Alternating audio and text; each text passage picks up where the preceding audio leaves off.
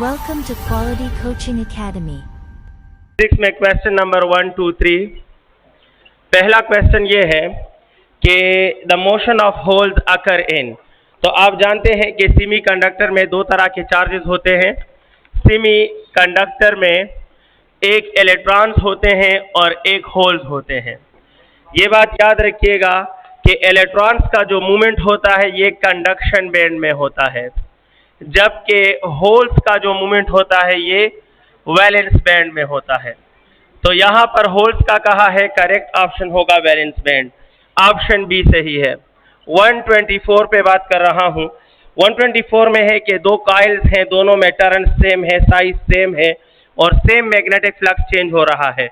अगर ये एक कॉइल है और इसी तरह का दूसरा कॉइल है, इनमें टर्न्स भी सेम है, साइज भी सेम है और इनमें चेंज इन मैग्नेटिक फ्लक्स भी सेम है, तो इंड्यूस्ड ईएमएफ क्या होगा?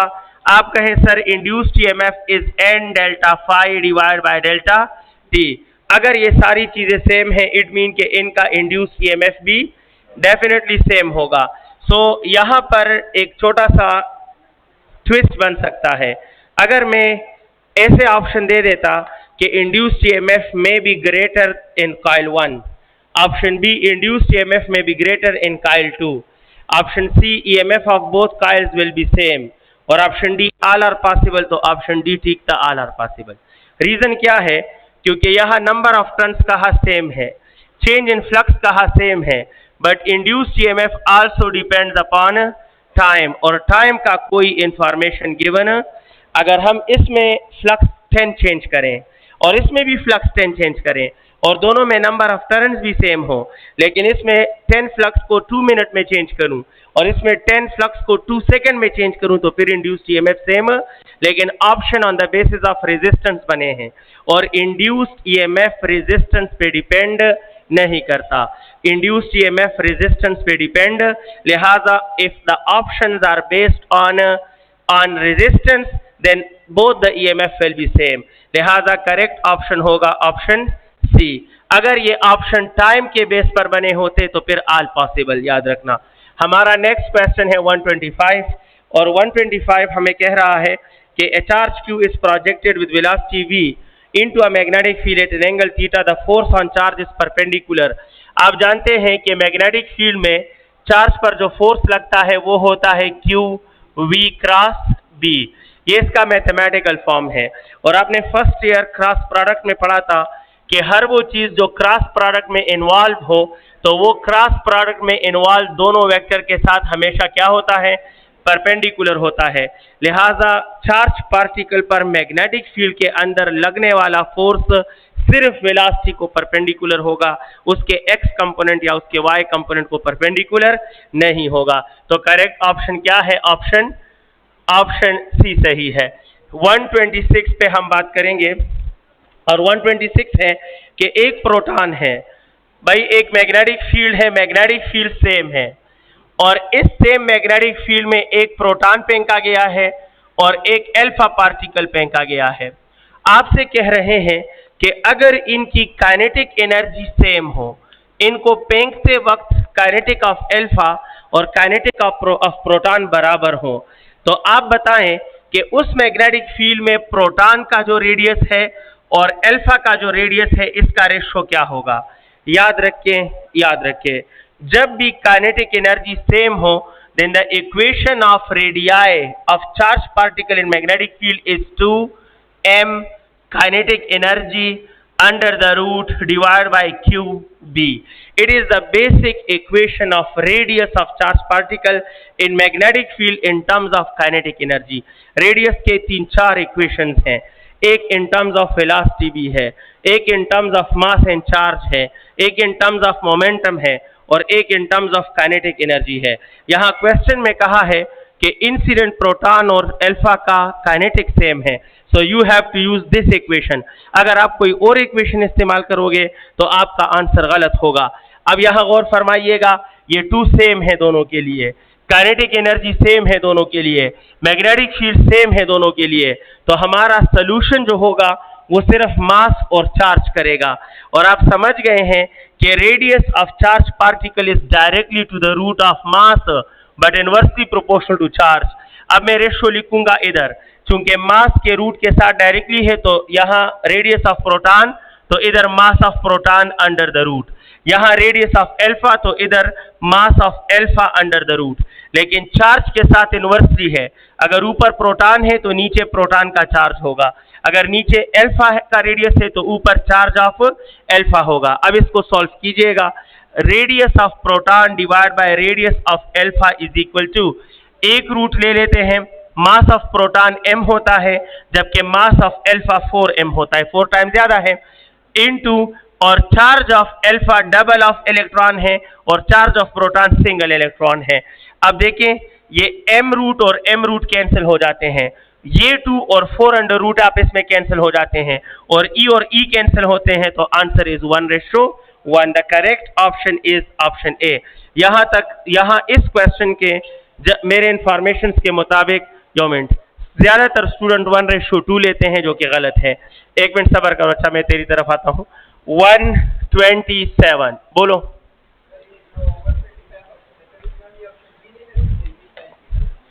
बिल्कुल ले सकते हो, लेकिन बेस्ट ऑप्शन की तरफ आओगे, समझ गए हो, बिकॉज फोर्स जो होता है वो परपेंडिकुलर होता है। क्या होता है?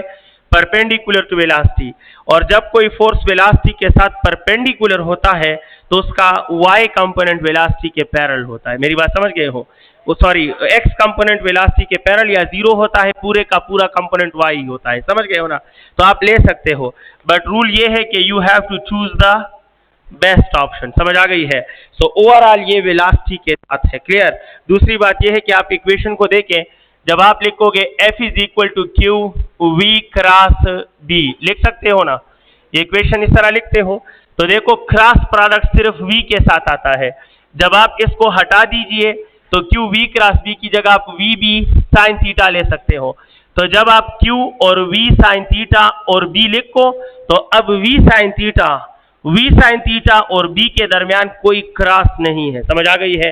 क्रॉस साइन थीटा में डल गया, और जब क्रॉस नहीं आ रहा इट मीन के अब आप परपेंडिकुलरिटी की कंडीशन अप्लाई नहीं कर सकते। उस वजह से the best option is v। लेकिन अगर मैं ऑप्शन दे दूं कि v sine theta and v and both of these, then both of these is the best option. समझ आ गई है?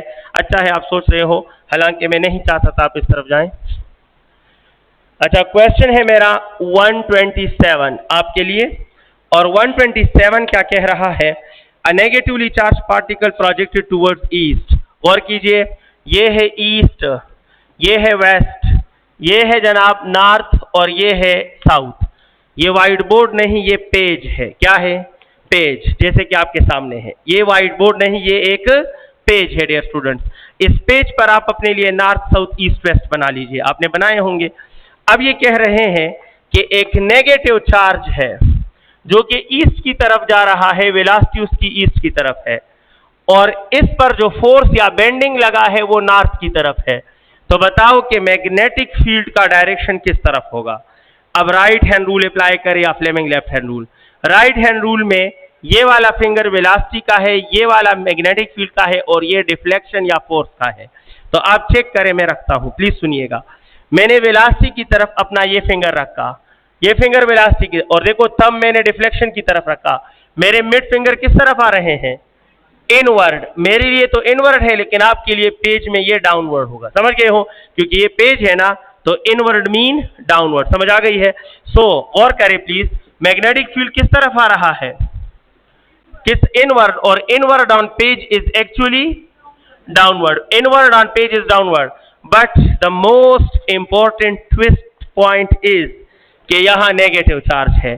और याद रखना, नेगेटिव चार्ज के लिए जो आंसर होता है वो रूल के अपोजिट होता है। वो रूल के, जो रूल से आ जाए उसको उल्टा कर लो। जहां भी नेगेटिव चार्ज हो तो रूल का आने वाला आंसर क्या करो? उल्टा करो। तो अकॉर्डिंग टू रूल डाउनवर्ड आता है। So for negative charge the answer will B, इसका अपोजिट क्या होगा? Upward. And the correct answer is option कौन सा? ठीक है, अपवर्ड मीन ऑप्शन सी। 128 पे हम बात कर रहे हैं, और 128 हमारा नेक्स्ट क्वेश्चन इसको ट्राई करें प्लीज, खुद ट्राई करोगे समझ जाओगे। A positive charge is moving towards an observer, the direction of magnetic field. देखो गोरी माता, आप हर एक अपने लिए क्या हो, ऑब्जर्वर हो, और यू इमेजिन करें कि आपकी आंखों की तरफ पॉजिटिव चार्ज आ रहा है। माता गोरी का नाम, मैं इमेजिन कर रहा हूं कि यहां से कोई पॉजिटिव चार्ज मेरी तरफ आ रहा है, तो उसका मैग्नेटिक फील्ड किस तरफ होगा, क्लॉकवाइज या एंटी? मेरे लिए, हर कोई अपने लिए बनाएगा, हर कोई अपने नाक की तरफ पॉजिटिव का मूवमेंट कंसिडर करें। तो जनाब मेरी नाक की तरफ पॉजिटिव का मूवमेंट आ रहा है, क्लियर? अब राइट हैंड रूल कहता है कि thumb must be in the direction of motion of charge, सही देखा ना? तो मैं इस थंब को अपने नाक की तरफ रख रहा हूं, तो मेरे फिंगर डिसाइड के क्लॉकवाइज या anti clockwise, and for me the fingers are anti clockwise. समझ आ गई है? And for you as well it is anti-clockwise. The magnetic field of the moving charge will be anti-clockwise. The anti-clockwise अच्छा, next question है मेरा 129। 129 पे हम बात कर रहे हैं, एक चार्ज पार्टिकल है, सर्कल में मूव कर रहा है, perpendicular to magnetic field, the time period of revolution. याद रखो जनाब, time period in magnetic field, the time period of charge particle in magnetic field is equal to, इसका फॉर्मूला है 2 पाई m डिवाइड बाय QB। अब बताएं जनाब ये किस चीज पे डिपेंड नहीं करता? तो पहला एक ऑप्शन, पहला है मैग्नेटिक फील्ड, गलत है, उस पर तो डिपेंड कर रहा है। चार्ज नजर आ रहा है, मास ऑफ पार्टिकल नजर आ रहा है, लेकिन ये वेलोसिटी पे डिपेंड नहीं करता। सो इसका करेक्ट ऑप्शन क्या है? ऑप्शन डी 130 पे बात होगी, और 130 है कि magnetic flux linked with a coil of N turns of area of cross section A held with its plane parallel to magnetic field. मेरे लिए ये इंफॉर्मेशन काफी है, मैंने आपको दिया है कि प्लेन है और क्या है, पैरेलल है, और पैरेलल मीन के प्लेन का एंगल क्या होता है, 0। और मैं उम्मीद करता हूं कि आप सब जानते हैं कि जहां प्लेन का एंगल 0 हो वहां नॉर्मल का एंगल 90 होता है। सो अगर प्लेन पैरेलल है तो नॉर्मल मोहतरम जो होगा वो परपेंडिकुलर होगा, और नॉर्मल का एंगल क्या होगा? और हम जानते हैं कि फ्लक्स में B A cos of theta में थीटा एंगल ऑफ नॉर्मल है, थीटा एंगल ऑफ नॉर्मल है, एंगल ऑफ प्लेन नहीं है। तो जब प्लेन पैरेलल है तो नॉर्मल परपेंडिकुलर है, और थीटा की जगह 90 पुट करो तो the answer will become, so in this case the flux linkage with the coil will be 0, and the correct option my dear students, it is option D. Now let me solve question number 131 for you people. 131 Sawai, the magnetic flux linked with induced EMF in a coil developed by change of magnetic flux from 1 Weber to 0.1 Weber in 0.1 second. बहुत ही आसान है my dear students, do you now? induced EMF होता है delta flux divide by delta T, लिख सकता हूं ना? तो इंड्यूस्ड ईएमएफ डेल्टा फ्लक्स होता है initial flux minus final flux divide by delta T. According to them the initial flux was 1 weber, but according to them the final flux was 0.1 weber divide by 0.1 second.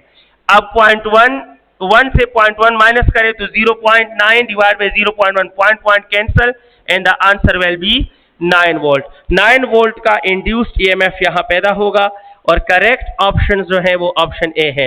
Now question number 132 पे बात हो रही है। 132 क्या है? Which types of losses do not occur in transformer? तो याद रखें, ट्रांसफार्मर में मैकेनिकल लॉसेस नहीं होते। आप रीजन बता सकते हो? मैकेनिकल लॉसेस नहीं होते ट्रांसफार्मर में। What's the reason? Correct option is C. Reason होना चाहिए ना, आप ऑप्शन गलत करते हो या ठीक करते हो, so you have to do it on the basis of a reason. Why खाना? गुड, आसान सी बात है। मैकेनिकल लॉसेस वहां होते हैं जहां मूवमेंट्स होते हैं, और फंक्शनिंग ऑफ ट्रांसफार्मर में कोई मूवमेंट, इसका आयरन कोर भी रेस्ट में होता है, इसके कंडक्टिंग कॉइल्स भी रेस्ट में होते हैं, इसमें हर चीज रेस्ट के दौरान फंक्शनिंग करती है, और हर वो वर्किंग सिस्टम जो रेस्ट में रहकर फंक्शनिंग करें तो उसमें मैकेनिकल लॉसेस नहीं होते। The mechanical losses demands the movements of parts of machinery, लेकिन ट्रांसफार्मर में कोई मूविंग पार्ट नहीं होता, तो इसमें मैकेनिकल लॉस नहीं होते। 133 है जनाब, ट्रांसफार्मर इज यूज्ड टू, अच्छा पहला ऑप्शन है आपसे कहा गया है कि ट्रांसफार्मर को हम इस्तेमाल करते हैं, इज यूज टू, तो option A, it's use to increase the voltage level. ये क्यों गलत है? क्योंकि स्टेप अप ट्रांसफार्मर होता तो ठीक होता। अगर मैं कहता कि step up transformer is use तो इंक्रीज द वोल्टेज लेवल, लेकिन यहां तो ट्रांसफार्मर कहा तो जरूरी तो नहीं कि हर ट्रांसफार्मर वोल्टेज को इंक्रीज करे। Why the option B is incorrect, to decrease the voltage level, तो वही बात डिक्रीज वाला स्टेप डाउन। अगर मैं ऊपर स्टेटमेंट लिखता कि step down transformer is use तो ऑप्शन बी ठीक था, लेकिन मैंने तो ट्रांसफार्मर कहा तो अब वो स्टेप अप भी हो सकता है, स्टेप डाउन भी, तो वो इंक्रीज भी कर सकता है वोल्टेज को, और तो ए और बी श्योर नहीं है, समझ गए हो, बिकॉज ओपनली ट्रांसफार्मर है। लेकिन the third option is the best option, to transfer power from one current voltage level to another current voltage level. आप जानते हैं कि ट्रांसफार्मर में इनपुट पावर और आउटपुट पावर क्या होते हैं? बराबर होते हैं। लेकिन अगर इनपुट पावर में करंट जो है वो कम हो और वोल्टेज जो है वो क्या हो? ज्यादा, तो याद रखना आउटपुट में फिर करंट क्या हो जाएगा? ज्यादा हो जाएगा, और वोल्टेज क्या हो जाएगा? कम। और अगर इधर करंट ज्यादा और वोल्टेज कम तो उधर करंट कम और वोल्टेज ज्यादा, यानी ये एक जगह से दूसरी जगह पावर ट्रांसफर करता है by changing the levels of current and voltage. तो best option is option C 134। डी रे योजली हाँ डी है जनाब, डी ही है। और 134, at absolute zero of temperature, absolute zero of temperature mean कि temperature is approach towards its minimum. Temperature अगर बिल्कुल मिनिमम तक पहुंच जाए तो आप बताएं कि सेमी कंडक्टर की जो कंडक्टिविटी है वो क्या होगी? What will be the conductivity of semi conductor? Zero. अब कैसे होगी? तो आप कहेंगे सर, मुझे से समझाओगे कि sir for semiconductor resistance is inversely proportional to temperature. तो जब टेम्परेचर जीरो एब्सोल्यूट पे पहुंचेगा तो इनवर्स रिलेशन मीन कि उसकी रेजिस्टेंस क्या हो जाएगा? इंफिनिटी बन जाएगा। और जहां रेजिस्टिविटी या रेजिस्टेंस इंफिनिटी, वहां कंडक्टेंस या conductivity become zero, because conductivity is the reciprocal of resistivity, and hence when resistance at absolute zero become infinity, then conductance या conductivity at absolute zero will become zero। समझ आ गई है? क्योंकि इसका इनके साथ कौन सा रिलेशन होता है? इनवर्स। तो अगर ये इंफिनिटी पर जाएगा तो ये किस पे आएगा? जीरो पे जाएगा। सो the correct option is zero, और ऑप्शन ए सही है। 135 हमारा next question. 10 if Ne and NH respectively represent the electron and holes, ठीक है, तो फॉर अ सेमीकंडक्टर कौन सा जुमला ठीक है? सीधी सी बात है कि अगर N टाइप होगा तो फिर electrons will be greater than holes, तो ऑप्शन ए भी ठीक है। अगर P टाइप होगा तो फिर electron will be less than holes, तो बी भी ठीक है। और अगर प्योर सेमीकंडक्टर होगा तो प्योर सेमीकंडक्टर में इलेक्ट्रॉन और होल्स क्या होते हैं? बराबर। लिहाजा ये तीनों बातें ठीक है, तो हमारा करेक्ट ऑप्शन क्या होगा? ऑल ऑफ दीज, और करेक्ट ऑप्शन में डी है। 136 हमारा नेक्स्ट क्वेश्चन। 136 है biasing of PN junction is accomplished with DC. समझ गए हो ना? अगर ये पीएन जंक्शन है, ये पी टाइप है, ये इसका डिप्लीशन रीजन है, ये एन टाइप है, मैं कह रहा हूं कि इसकी बाइसिंग कर दें। Why the biasing is not concerned with AC source? वजह सरा, बिकॉज बाइसिंग हमें यह बताता है कि current is due to majority या current is due to minority. Biasing is the technique, biasing भी बोलते हैं। Biasing is the technique in on the basis of which we establish a unidirectional current at a time in the diode. तो हम unidirectional current देते हैं या minority का, और आसान, मैंने तकरीर को ज्यादा कर ली, आसान लफ्ज ये होंगे कि बाइसिंग वो टेक्निक है जिससे डायोड में बैक वक्त करंट या माइनॉरिटी का होगा और या मेजॉरिटी का। अल्टरनेटिंग सोर्स लगाओगे तो फिर माइनॉरिटी का भी करंट होगा, और आधे साइकिल में माइनॉरिटी सर्कुलेट होंगे और आधे साइकिल में मेजॉरिटी सर्कुलेट होंगे। तो एसी सोर्स से बाइसिंग क्यों नहीं होती? क्योंकि वहां एक रिस्ट्रिक्टेड और एक अलाउ नहीं होता। वहां आधे साइकिल में माइनॉरिटी करंट पास करेंगे और आधे साइकिल में मेजॉरिटी पास करेंगे। समझ आ गई है? So for biasing it is compulsory कि आपने इसके साथ सिर्फ और सिर्फ कौन सा सोर्स लगाना है? डीसी, ताकि पॉजिटिव पॉजिटिव से रहे तो मेजॉरिटी, और अगर पॉजिटिव नेगेटिव से रहे तो माइनॉरिटी। और AC लगाओगे तो फिर तो पोलैरिटी चेंज होंगे, तो कभी मेजॉरिटी कभी माइनॉरिटी, और जब कभी मेजॉरिटी कभी माइनॉरिटी हो then this is not called biasing, इसे बायसिंग नहीं कहते। समझ आ गई है? बायसिंग मीन कि मेजॉरिटी और माइनॉरिटी में एक का सिलेक्शन करो कि एक का करंट पास करे दूसरा करंट पास ना करे। मैं उम्मीद है आप समझ गए हैं, मुझे उम्मीद है। ऑप्शन बी सही है, DC। 137 हमारा नेक्स्ट क्वेश्चन है। 137 सवाई 137 कहता है कि trivalent impurities are also called acceptor. जानते हो ना भाई, एक होता है पेंटावैलेंट, तो पेंटावैलेंट जो होता है वो अपने साथ इलेक्ट्रॉन का तोहफा लाता है, then it is called donor. और एक है ट्राईवैलेंट, ये अपने साथ होल लाता है और ये कहता है कि इस होल में इलेक्ट्रॉन आ जाए, तो ये इलेक्ट्रॉन डिमांड करता है, तो इट इज एक्सेप्टर। मेरी बात समझ गए हैं? So trivalent is acceptor impurity while pentavalent is donor impurity. यहां पर ट्राईवैलेंट है and the correct option my dear students is acceptor impurity, option C. 138 हमारा next question. The ratio of secondary to primary turns in transformer is 3:2। अगर primary power P हो तो secondary power क्या होगा? Transformer power को increase या decrease नहीं करता, तो याद रखिए input power must always be equal to output. तो अगर इनपुट पावर P हो तो आउटपुट पावर भी क्या होना चाहिए? अगर मैं कहूं that the relation between input power and output power is dash related with number of turns in secondary. Option A directly, option B inversely, or option C not related. So the answer is not related. The आगे turns are related नहीं। Correct option P था और P ही रहेगा because turns पर power depend नहीं करता। 139 और 139 क्या कहता है? The magnetic lines of force inside a bar magnet. भाई अ बार मैग्नेट है, ये हमारे पास बार मैग्नेट है और ये नॉर्थ पोल है, ये साउथ पोल है। और आप इतना जरूर जानते होंगे कि all magnetic field lines are always close lines. कौन से लाइन्स होते हैं? क्लोज लाइन्स, और वे नॉर्थ से निकलते हैं साउथ की तरफ आते हैं। तो आउटसाइड ये नॉर्थ से जाते हैं साउथ में आते हैं, नॉर्थ से जाते हैं डियर स्टूडेंट्स और साउथ में आते हैं, लेकिन क्लोज लाइन होने की वजह से यही लाइन फिर इस तरफ आएगा। मेरी बात समझ गए हैं?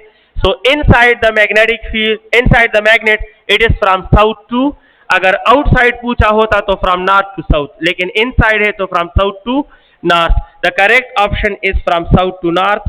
किधर है? 139 are from south pole to north pole, option B. Next question 140 और 140 कह रहा है कि इलेक्ट्रिकल कंपोनेंट जो सिर्फ एक डायरेक्शन में करंट को अलाउ करता है दैट इज डायोड। इसीलिए diode is one of the best component of rectification, ये सिर्फ वन डायरेक्शन में करंट अलाउ करता है। 141 और 141 क्या कहता है? Quantity that remains unchanged in transformer. Transformer electromagnetic induction पे काम करता है और इलेक्ट्रोमैग्नेटिक इंडक्शन जो है वो करंट और वोल्टेज को आपस में इंटर कन्वर्ट करते हैं, लेकिन फ्रीक्वेंसी और टाइम पीरियड को चेंज नहीं करता। There is no change occur in time period and frequency via induction. तो याद रखें ट्रांसफार्मर में जो वर्किंग मैकेनिज्म है वो इंडक्शन है, और ये बात याद रखना कि इंडक्शन करंट को अल्टर कर सकता है, वोल्टेज को अल्टर कर सकता है, इनके वैल्यूज को चेंज कर सकता है, बट इसमें फ्रीक्वेंसी और टाइम पीरियड हमेशा क्या रहते हैं? कांस्टेंट रहते हैं। लिहाजा वो कौन सी चीज है जो ट्रांसफार्मर में चेंज नहीं होती? वो फ्रीक्वेंसी है और पावर है। और करेक्ट ऑप्शन हमारा है ऑप्शन सी। 142 हमारा नेक्स्ट क्वेश्चन और 142 कह रहा है कि conductor carrying current of 2 ampere, ठीक है, and having length of 0.5 metre, ठीक है, अलोंग द मैग्नेटिक फील्ड। अगर ये मैग्नेटिक फील्ड है आपका और आपने इसमें एक कंडक्टर बिल्कुल पैरेलल रखा है, तो जनाब length of conductor just for creating confusion, और मैग्नेटिक फील्ड की वैल्यू सिर्फ कंफ्यूजन है। अगर ये पैरेलल पड़ा है तो थीटा इज 0 और मैग्नेटिक फोर्स होता है ILB साइन थीटा, और जब पैरेलल है अलोंग मीन पैरेलल, तो साइन थीटा से 0 द फोर्स विल बी 0। तो ये बाकी data just to create confusion. हमारा नेक्स्ट क्वेश्चन है 143 और 143 में हमसे कहा जा रहा है the magnetic flux linked with a solenoid of area A। Having n turns and right angle to magnetic field B। तो जनाब मैग्नेटिक फ्लक्स लिंक्ड, याद रखिए the linked magnetic field flux is equal to n times of magnetic flux. n times of magnetic flux is the flux linkage, इसे linkage कहते हैं। सो n की जगह n और मैग्नेटिक फ्लक्स के लिए हम लिख सकते हैं B A cos of theta. अब यहां कहा गया है कि एरिया यानी प्लेन परपेंडिकुलर है, तो जब प्लेन परपेंडिकुलर हो तो नॉर्मल पैरेलल होगा। नॉर्मल, इससे पहले क्वेश्चन में प्लेन पैरेलल था तो नॉर्मल परपेंडिकुलर, और यहां एरिया परपेंडिकुलर है तो नॉर्मल क्या हो जाएगा। अगर इन्होंने कहा है कि area is perpendicular to B, तो इट मींस के जो नॉर्मल होगा वो फिर क्या हो जाएगा, पैरेलल। लिहाजा यहां cos ऑफ 0 लोगे और पैरेलल मीन 0 और cos 0 1, तो NBA will be the flux linkage in this coil and the correct option is NAB। ठीक देखा ना, करेक्ट ऑप्शन। ये कौन सा क्वेश्चन है, 143 प्लीज। NBA बिल्कुल सही है एंड ऑप्शन हमारे पास है B। Now I am going towards question number 144। 144 क्या है,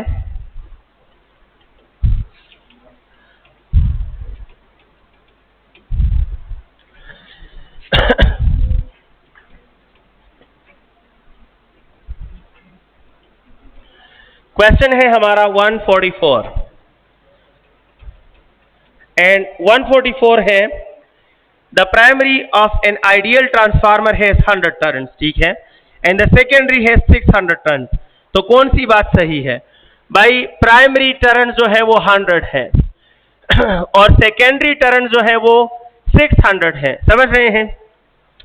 इसका मतलब है कि NS/NP जो है दैट इज 6, यानी number of turns in secondary is 6 times greater than number of turns in primary. मैं इसको इस तरह लिख सकता हूं कि NS is equal to 6 times of NP।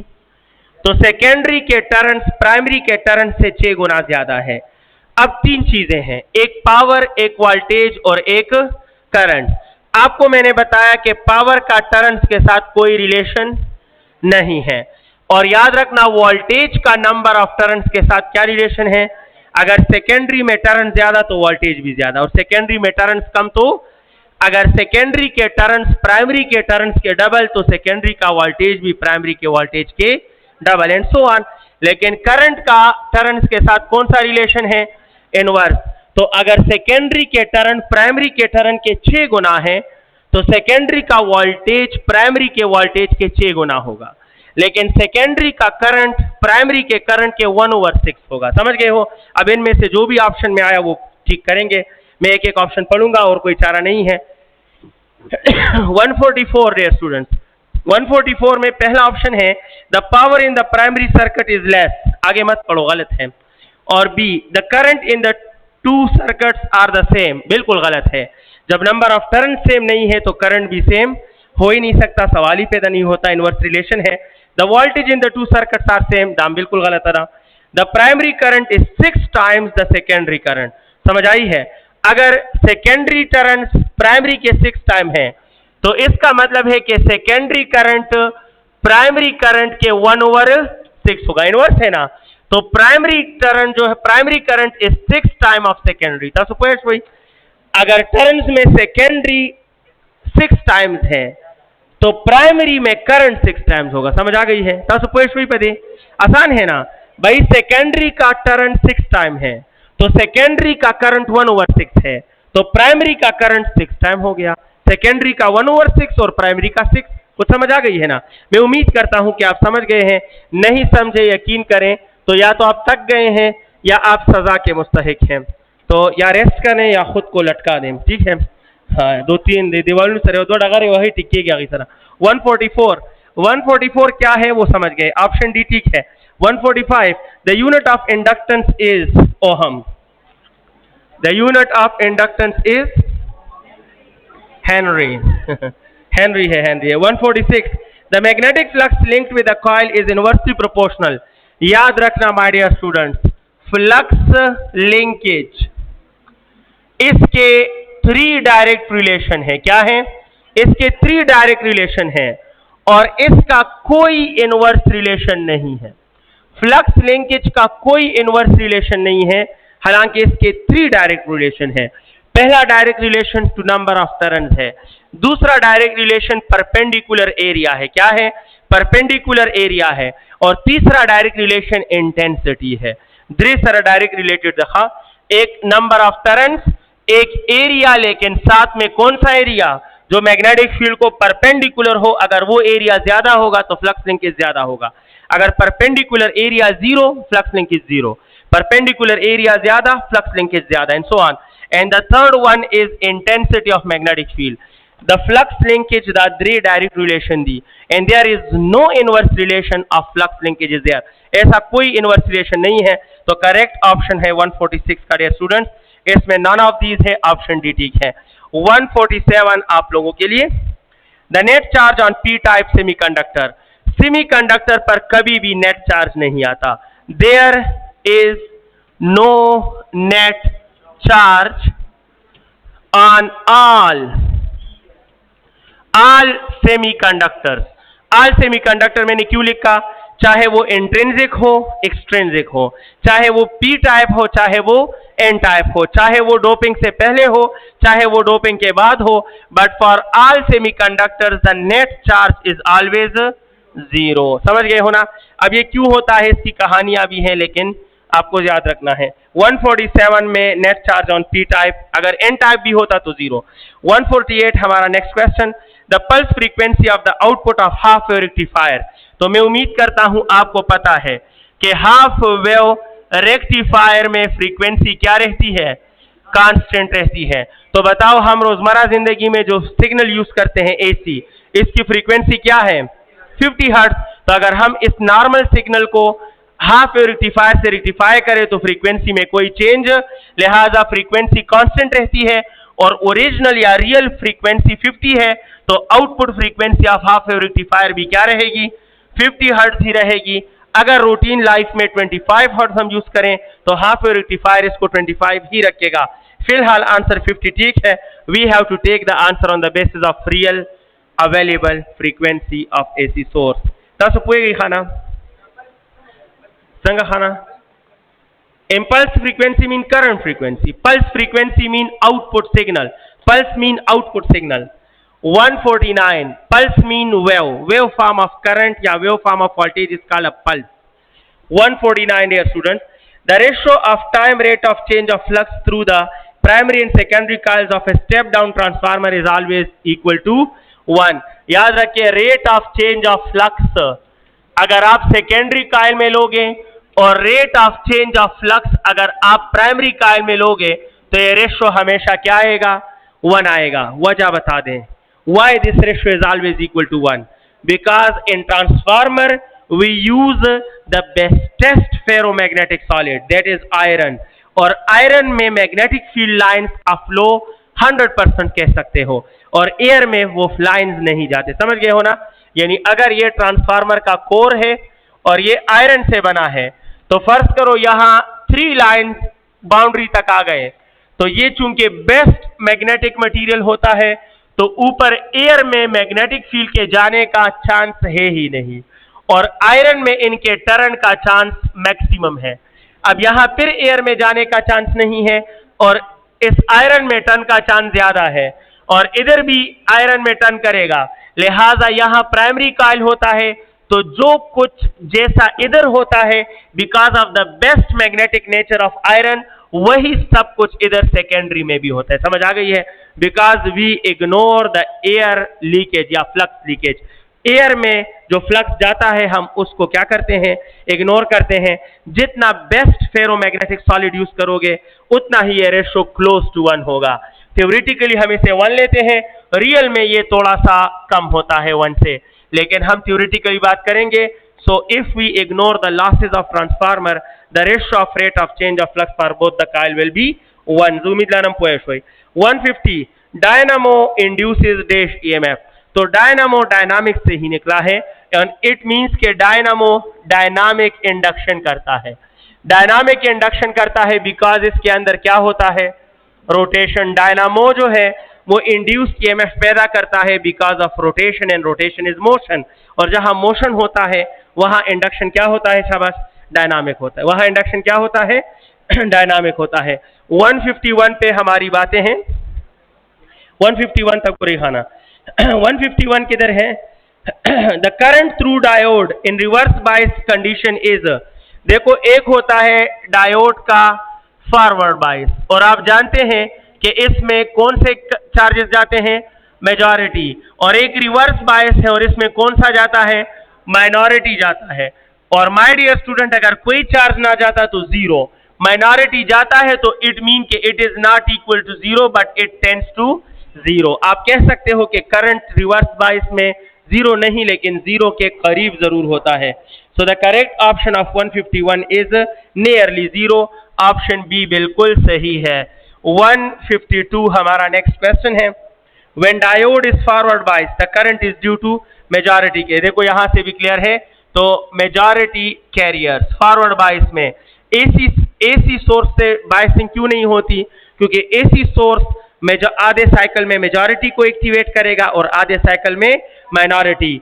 और बायसिंग का मतलब है कि हम या सिर्फ मेजॉरिटी को एक्टिव करें या सिर्फ माइनॉरिटी को। अगर आपने सिर्फ मेजॉरिटी या सिर्फ माइनॉरिटी को एक्टिव नहीं किया तो आपने बायसिंग नहीं किया, समझ गए हो? इसलिए एसी सोर्स से बायसिंग नहीं होती। वाह खाना संगा इलेक्ट्रॉन पर एन टाइप के मेजॉरिटी पर पी टाइप के मेजॉरिटी नहीं का डायोड पी अगर पी टाइप से लोगे on the base of P type then theoretically फिर गलत है, समझ गए हो ना?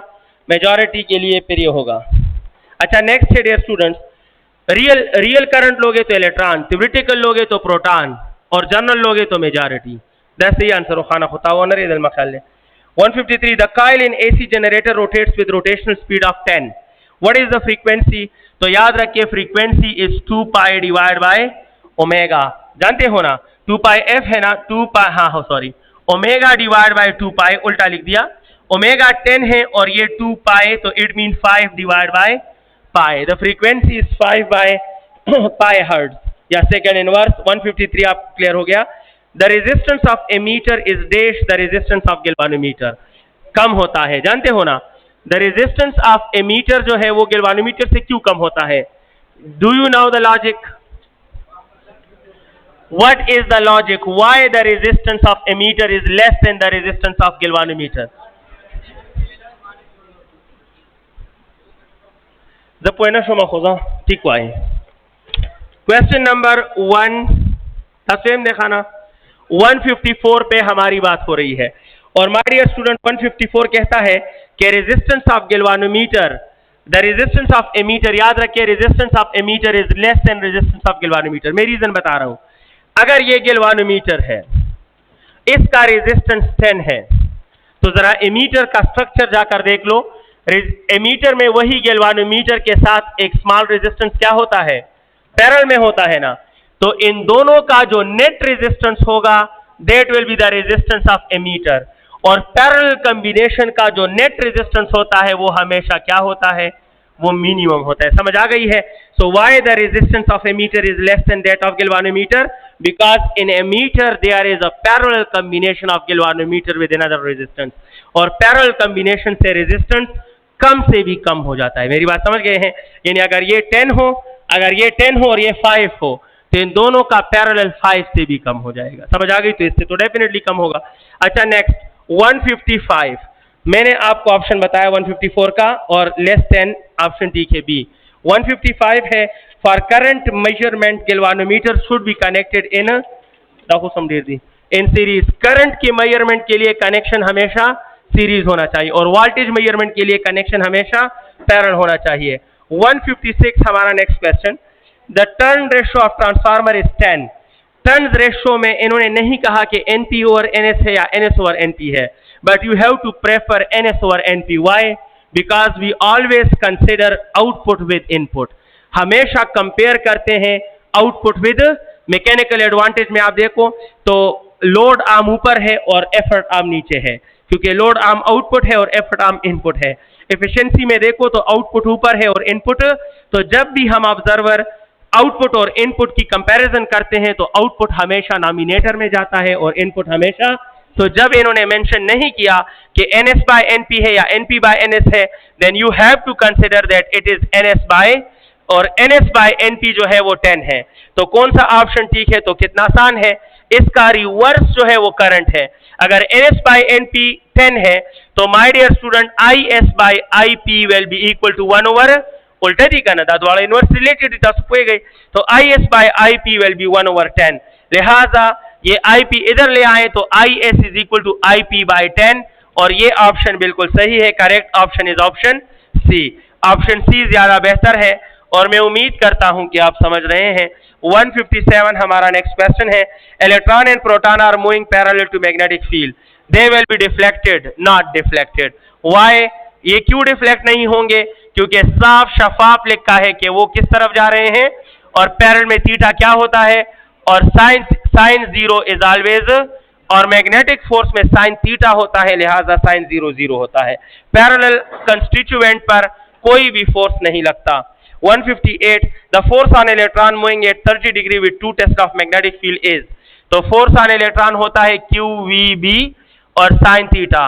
इलेक्ट्रॉन है तो EV और ये 2 टेस्ला और साइन 30 और 2 कैंसिल क्योंकि साइन 30 1 over 2 है, लिहाजा इट इज क्या बनेगा?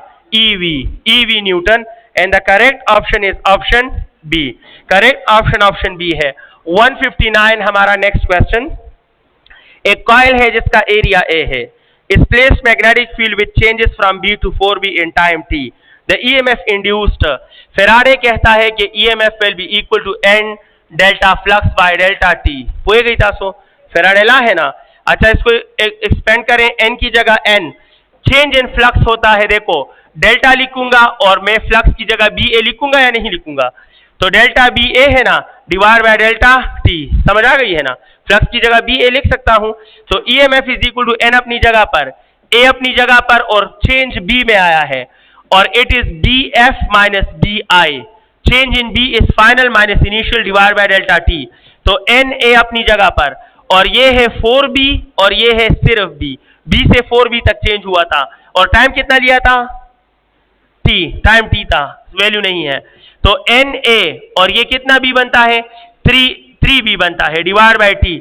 अगर नंबर ऑफ टर्न गिवन नहीं है तो समझो नंबर ऑफ टर्न 1 है। अब ऑप्शन में देखो अगर ये है तो अच्छी बात है, अगर N नहीं लिया तो number of turn is 1, so therefore 3AB divide by T। The correct option is 3AB divide by या N 3AB या 3AB डिवाइड बाय T। इनमें से नंबर ऑफ टर्न इग्नोर हुआ है शायद। क्वेश्चन सेम दे 159 देखा ना, 3AB by T ठीक है। नंबर ऑफ टर्न मेंशन नहीं है, so you have to consider it 1 and the correct option of the question is option A। 160 हमारा next question. If a charge particle with speed 10⁵ passes, कहते हैं कि यहां पर क्रॉस इलेक्ट्रिक और magnetic field है। अगर इससे गुजरने वाले चार्ज पार्टिकल की वेलोसिटी 10⁵ हो तो आप बताओ what will be the ratio of B over E। B over E क्या होगा? तो जनाब E बाई B 10⁵ है तो B बाई A इसका उल्टा होगा ना, और इसका उल्टा मीन 10⁻⁻5। समझ आ गई है।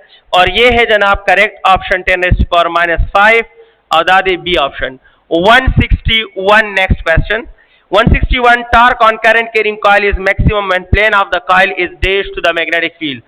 टॉर्क का जो फार्मूला है NIAB और cos of alpha, NIAB cos of alpha.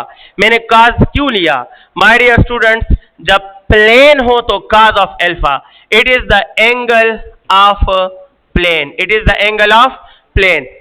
अब ये कहा गया है 161 टार्क ऑन का मैक्सिमम टार्क कब होगा? बताएं शाबाश। अब ये टार्क मैक्सिमम तब होगा जब cos ऑफ थीटा से कौन सा आंसर आएगा? मैक्सिमम। और cos ऑफ अल्फा से मैक्सिमम कब आएगा? जब अल्फा क्या होगा? 0, और 0 मीन के जब प्लेन क्या हो जाए? पैरेलल। जब प्लेन क्या हो जाए? तो अगर कॉइल का प्लेन मैग्नेटिक फील्ड के पैरेलल बन जाए तो याद रखना उस वक्त जब आप करंट पास करोगे you will get the maximum torque in that, you will get the maximum torque. ये cos ऑफ अल्फा के साथ मैंने लिया, साइन के साथ नहीं लिया क्योंकि इन्होंने प्लेन का पूछा है। अगर उन्होंने नॉर्मल का पूछा होता तो फिर मैं साइन थीटा लेता, where theta is the angle of normal and alpha is the angle of plane. Plane के एंगल के साथ cos आता है, नॉर्मल के एंगल के साथ साइन आता है। 162 माय डियर स्टूडेंट्स 162 में क्या है? Direction of magnetic force on moving charge particle is, तो ऑलरेडी आपको क्लियर है, परपेंडिकुलर आप जानते हैं F is equal to Q V cross B, तो ये इसको भी परपेंडिकुलर है, इसको भी, दोनों के साथ 90 है, तो both B and C, correct option यहाँ D है। 163 में हमारा क्या आता है, SI unit of magnetic flux, ये तीनों है, जानते हो ना, मैग्नेटिक फ्लक्स का यूनिट वेबर भी है, और मैग्नेटिक फ्लक्स BA के बराबर है, और B टेस्ला है, और एरिया मीटर स्क्वायर, तो टेस्ला स्क्वायर मीटर या मीटर स्क्वायर भी आता है, और टेस्ला की जगह वैल्यू पुट करें तो मैग्नेटिक फ्लक्स का यूनिट टेस्ला जानते हो ना, that is newton ampere metre, याद है, इसके बराबर है, तो मीटर स्क्वायर, मीटर और मीटर कैंसिल, तो न्यूटन मीटर पर ampere is also the unit of magnetic flux. Magnetic flux के ये तीनों यूनिट है, तो ऑल ऑफ दिस, और 163 में हमारे पास करेक्ट ऑप्शन है ऑप्शन डी। नाउ जी संगा पिक्चर ले लें, क्या ये सारे SI हैं क्योंकि ये सब बराबर हैं एक दूसरे के, खैर कोई बात नहीं, मैं बताता हूं, ले लिया पिक्चर।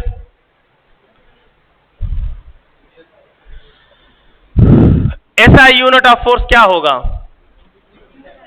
सही कह रहे हो, तो मैं भी गलत नहीं कह रहा, देख लीजिएगा। अगर मैं आपसे क्वेश्चन करूं SI यूनिट ऑफ फोर्स, और ऑप्शन ए न्यूटन, और ऑप्शन बी केजी मीटर पर सेकेंड स्क्वायर, और ऑप्शन सी जॉल पर मीटर, और ऑप्शन डी आल, तो क्या गलत होगा? ये एक ही चीज के तीन नाम है, समझ गए हो ना, ये नाम है, ये आपने नाम यूज किया, और ये उसकी वैल्यू है, तो SI यूनिट तो तीनों है, समझ गए हो ना, ये भी है और ये भी है, क्लियर है मेरी बात संगा? ये SI नहीं है, SI यूनिट किसे कहते हैं, या मैं देना तपोस को करना, SI यूनिट से तभी बस क्लियर कहूँ, आपने फैसला किया ना मेरी जान के सर ये SI यूनिट नहीं है, क्या है, तो किस उसूल से कह रहे हो कि ये SI नहीं है? खान नमक ना जवाब रहा करें सर, हाँ बोले शाबाश भाई, किस उसूल से कह रहे हो कि SI नहीं है? द SI द यूनिट पर मतलब बांधे पुए गई, SI गलत सोच रहे हो ना यार, आपको आप सही तरीके से सिमन में सोच ही नहीं रहे हो। SI यूनिट का मतलब ये है कि उसमें इस्तेमाल होने वाले जो यूनिट्स होंगे वो स्टैंडर्ड यूनिट होंगे, क्या होंगे, वहां मौजूद हर यूनिट स्टैंडर्ड होगा, तो joule is the standard unit of energy and metre is the standard unit of length, समझ आ गई है? अगर मैं कहूं कि जॉल डिवाइड बाय सेंटीमीटर, तो अब ये SI यूनिट नहीं रहा, वाई क्यों नहीं रहा, क्यों, क्योंकि अब ये इसमें स्टैंडर्ड यूनिट ऑफ लेंथ नहीं है, हर उस यूनिट को SI यूनिट कहते हैं जो सारे उसमें जितने भी यूनिट्स आप लिखो वो स्टैंडर्ड हो उस अपने क्वांटिटी के, तो joule is the standard unit of energy and metre is the standard unit of length, तो ऑल स्टैंडर्ड यूनिट्स के कॉम्बिनेशन से जो टोटल यूनिट बनता है वो SI यूनिट होता है, वो जिस क्वांटिटी का होगा वो उसका होगा, समझ गए हो? जैसे कि प्रेशर का SI यूनिट क्या है, आप पास्कल बोलते हो या नहीं बोलते, लेकिन क्या आप न्यूटन पर मीटर स्क्वायर नहीं लिखते हो, इसको समझ गए हो ना, तो ये इसका नाम है, लेकिन चीज तो यही है, वाई इट इज SI, क्योंकि newton is the standard unit of force and metre square is the standard unit of area, समझ आ गई है ना, so that's why it is SI unit. उस पर खाना एखाना पोएट्री का नाम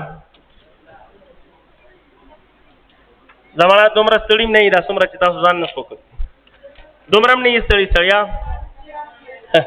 कौन सा क्वेश्चन है, 10वें क्वेश्चन हो 164 हमारा पास नेक्स्ट क्वेश्चन, और 164 कहता है विच of these will not be affected by bringing a bar magnet, तो मैग्नेटिक फील्ड स्टैटिक चार्ज पर कोई फोर्स अप्लाई, तो आप कह सकते हो स्टेशनरी इलेक्ट्रॉन पर कोई फोर्स अप्लाई नहीं होगा।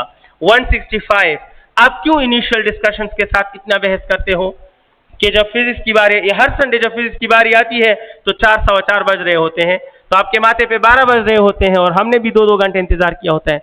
आप जब पहले डिस्कशन होती है तो आप टीचर को क्यों इतना रिस्ट्रिक्ट करते हो? हमें तो यही सुनने को मिला है कि जनाब स्टूडेंट जो है वो डिस्कशन करते हैं, तो क्या करें, अब जब पहला डिस्कशन आप 2 घंटे का लोगे तो आखिरी डिस्कशन में यही हाल होगा ना।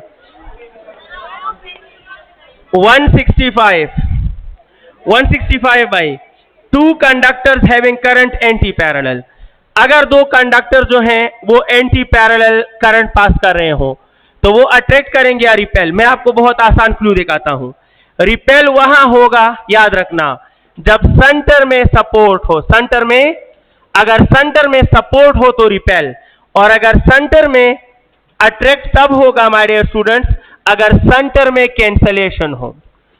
दोनों कंडक्टर के सेंटर में अगर कैंसलेशन हो, अब इससे करंट ऊपर की तरफ पास करो और इनके मुताबिक करंट अपोजिट है तो दूसरे से करंट नीचे पास करो। अब magnetic field right hand rule से बनाओ, ये थंब में करंट और ये मैग्नेटिक फील्ड, तो थंब इसके साथ मिला रहा हूं, मेरी उंगलियां अंदर की तरफ जा रही है ना, इट मीन कि यहां मैग्नेटिक फील्ड इस तरह बनेगा। अब यहां थंब इधर रखूंगा, गौर कीजिएगा, थंब मैं नीचे रखूंगा, करंट नीचे है, तो मेरी उंगलियां फिर अंदर की तरफ जा रही हैं, तो यहां मैग्नेटिक फील्ड ऐसे बनेगा और दोनों का सेम डायरेक्शन मीन के अंदर क्या है और support mean they will repel, समझ आ गई है, they will repel each other. In between portion में अगर सपोर्ट होगा तो रिपेल और अगर कैंसलेशन होगा तो अट्रैक्ट, समझ गए हो ना, ठीक है। 166 dear student, next question, what is unit of rate of change of magnetic flux? तो rate of change of magnetic flux is equal to EMF और ईएमएफ का यूनिट मोहतरम क्या है, वोल्ट है। 167 dear students, a moving coil galvanometer of resistance 100 ohm, तो आपको resistance की वैल्यू मिली है 100 ओहम, ये हाफ डिफ्लेक्शन शो करता है ऑफ 20 मिली एम्पेयर पर, यानी इससे 20 मिली एम्पेयर का करंट पास हो तो हाफ डिफ्लेक्शन आता है। आप बताओ कि पोटेंशियल डिफरेंस क्या होगा, तो दैट इज आई आर, जानते हो ना, और आई है 20 मिली का मतलब 10⁻³ और रेजिस्टेंस है 100, ये -3 जब नीचे आएगा तो +3 और +3 मीन 1000, तो 20 मल्टीप्लाई बाय 100 डिवाइड बाय 1000, ये cancel, it mean the answer is the potential difference across the voltmeter, sorry the galvanometer is 2 volt और the correct option is option C दिखाना। नेक्स्ट क्वेश्चन है 168,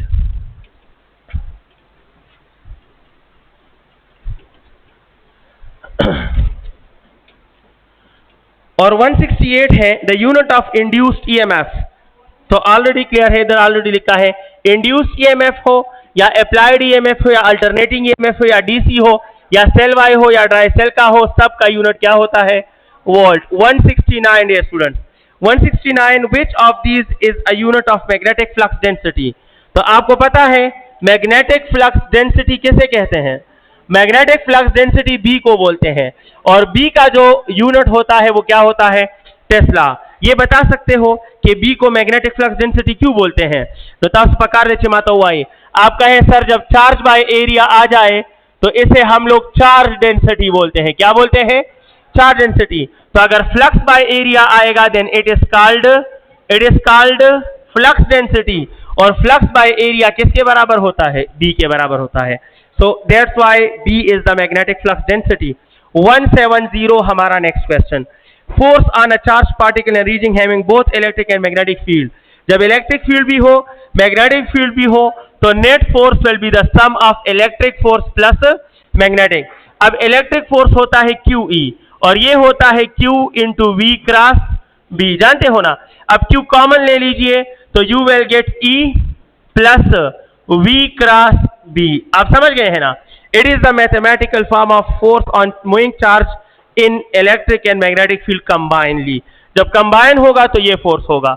अच्छा 171 हमारा next question, when charge Q is projected with V, velocity perpendicular uniform magnetic field it revolves in R, when same charge is projected with 5V what will be the radius? तो radius का formula R is equal to mv divide by QB, ये formula जानते हो ना। तासु का गौर वकई तो इसी टेस्ट में स्टार्ट में क्वेश्चन नंबर 3 है कि 4 है, वहां काइनेटिक एनर्जी था तो मैंने एक और इक्वेशन लिखा जिसमें काइनेटिक एनर्जी था। अब यहाँ स्पीड है तो मैं काइनेटिक का नहीं स्पीड के फॉर्म में, और मैंने उधर बताया भी कि रेडियस ऑफ चार्ज पार्टिकल के 3-4 इक्वेशंस हैं, 3-4 इक्वेशंस है, आपने ये जरूर समझना है कि कब कौन सा इक्वेशन उठाना है। वहां काइनेटिक एनर्जी था तो वो इक्वेशन सूटेबल था, यहाँ स्पीड है। अब देखो मास वही है, same charge particle same mass, charge वही, मैग्नेटिक फील्ड वही। जब ये तीनों फिक्स हैं तो R और V के दरमियान कौन सा रिलेशन आ रहा है? इट मींस कि अगर आप V से फेंकोगे तो रेडियस R है, अगर आप 5V से फेंकोगे तो रेडियस 5R हो जाएगा, समझ आ गई है। So the radius of charge particle will be 5 times of R, 5 times of R होगा, और उम्मीद है आप समझ गए। Which is more accurate to measure EMF, the most accurate instrument for measuring EMF is potentiometer. समझ गए हो? पोटेंशियोमीटर जो है it is the most accurate. Potentiometer जो है ये मोस्ट एक्यूरेट है। पोटेंशियोमीटर सिलेबस में नहीं है, पीएमसी सिलेबस में नहीं है, लेकिन ऑन द बाउंड्री जरूर है। ऑन द बाउंड्री जरूर है बिकॉज इसका ताल्लुक ईएमएफ और रेजिस्टेंस और वायर बाउंड रेजिस्टर से है। सो that's why on the boundary है, ऑप्शनल टॉपिक में मौजूद है। पोटेंशियोमीटर ऑप्शनल टॉपिक में इन्वॉल्व है, तो ऑप्शन का है, लेकिन खैर आप पढ़ ले तो कोई बात नहीं। 173 है transformer works on Faraday law और it also works on static induction and it also works on mutual induction. So correct option is, शाबाश, क्या है? All of these. ट्रांसफार्मर में इसका मैथमेटिकल फॉर्म फेराडे लॉ से आया है। ट्रांसफार्मर में स्टैटिक इंडक्शन भी है क्योंकि इसमें मोशन नाम की कोई चीज नहीं है, और ट्रांसफार्मर सारा काम चेंज इन मैग्नेटिक फ्लक्स से करता है, तो इसमें इंडक्शन भी इन्वॉल्व है। तो ऑल ऑफ दीज। 174 हमारा नेक्स्ट क्वेश्चन, और 174 से वही खाना, force per unit length of conductor carrying current put in uniform magnetic field. तो force on current carrying conductor ILB sin theta है या नहीं? लेकिन यहां फोर्स नहीं मांगा, फोर्स पर यूनिट लेंथ मांगा, तो इस लेंथ को इधर शिफ्ट कीजिए, force per unit length will be IB sin theta. It is the correct option. Force per unit length is IB sin theta. Question number 175, और 175 है the shape of magnetic field in current carrying solenoid. ये solenoid है, इस solenoid से जब आप current pass करोगे तो इसमें मैग्नेटिक फील्ड किस तरह बनाएगा? Straight. The magnetic field will be, the lines of magnetic field will be straight. याद रखें, अगर करंट स्ट्रेट होगा तो मैग्नेटिक फील्ड सर्कुलर होगा, और अगर करंट सर्कुलर होगा तो magnetic field will be straight. तो इसमें करेक्ट ऑप्शन आता है सॉलिनॉइड का मैग्नेटिक फील्ड के लाइंस क्या होते हैं? स्ट्रेट होते हैं। It is straight. हीलिक्स नहीं होता, हीलिक्स खुद ये सॉलिनॉइड खुद हीलिक्स शेप में है, इसके अंदर मैग्नेटिक फील्ड के लाइन स्ट्रेट होते हैं। 176 the last question, current in a conductor is coming out of page. The page भी नहीं माता गोरी, इस पेज को मैं देख रहा हूं, इससे करंट बाहर आ रहा है, तो मेरे लिए इस पेज का मैग्नेटिक फील्ड किस तरफ होगा? तो मैं थंब बाहर रखूंगा और मेरे लिए मेरी उंगलियां किस तरफ है? Anti clockwise. So for all of you magnetic field will be anti clockwise. Thank you very much. बागे शाबाश, वर्जिश जाइए जाइए जी, लाउडली बोलें, शाबाश।